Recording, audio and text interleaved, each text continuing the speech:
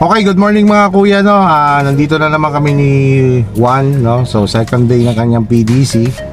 So Juan, good morning. Good morning. So today, parking tayo. Although na-demo ko na kung ano yung mga gagawin mo.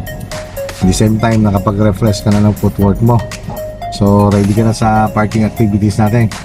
Okay, tara, let's go. Okay, Juan, so ganito, start tayo sa parking. Unahin natin yung reverse parking. In the same time, nakikita mo yung ginawa ko. Ang gagawin mo lang naman dyan, sisigsag ka. Tapos pagdating doon sa dulo, kakaliwa, 3-point maneuvering ang gagawin mo. Tapos pagbalik mo, wala lang sigsag. Ganun lang gagawin mo. Pupunta ka dito, tapos ipapark mo lang siya ng pa-reverse dito. Sige. Okay, reverse parking.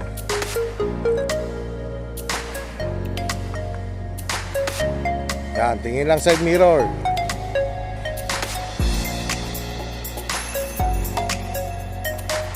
Stop.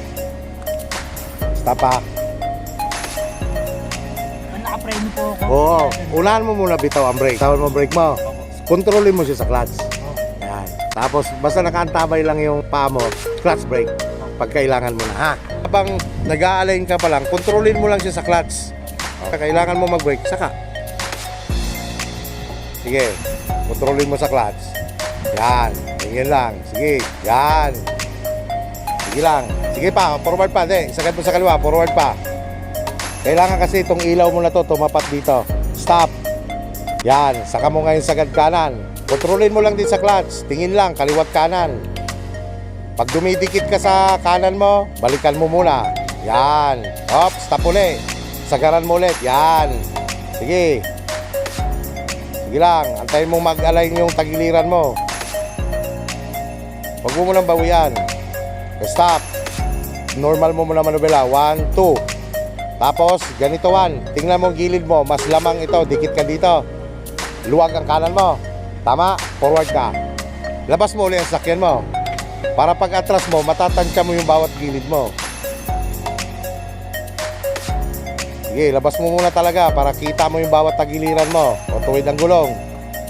O bago gumalaw, check mo bawat gilid mo kung ano ang diferensya niya. Yung pinagawa ko lang dito, yon katulad lang yan, simple lang. Itatapat lang yung side mirror, yan. First parking. Yan.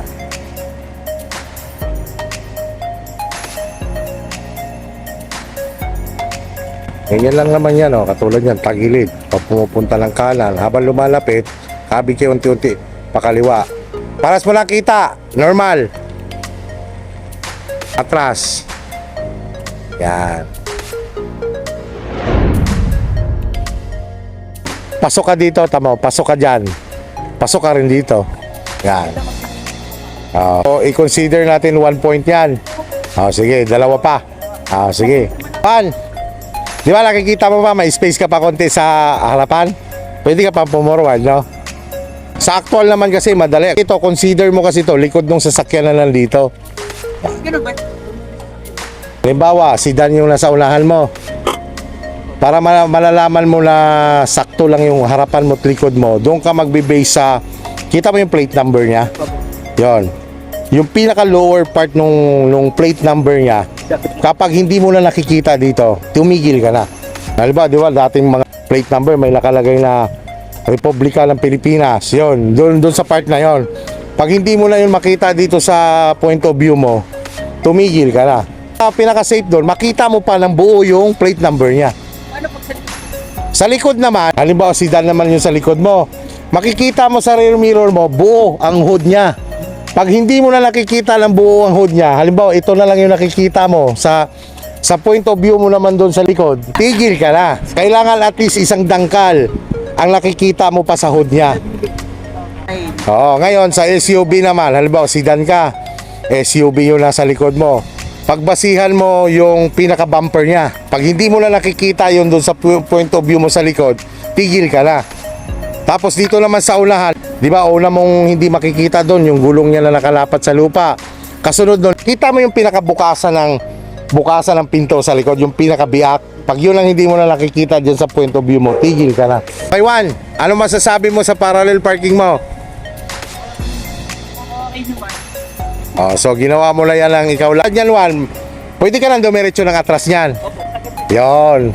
Kaya pag nagpa-park ka sa ganyan, walang masamang bumaba para i-visualize mo yung lugar. Kaya pag halimbawa sa actual, pagkuhan mo, pwede kang bumaba, ay malayo pa pala. O, alam mo paano mo i-adjust.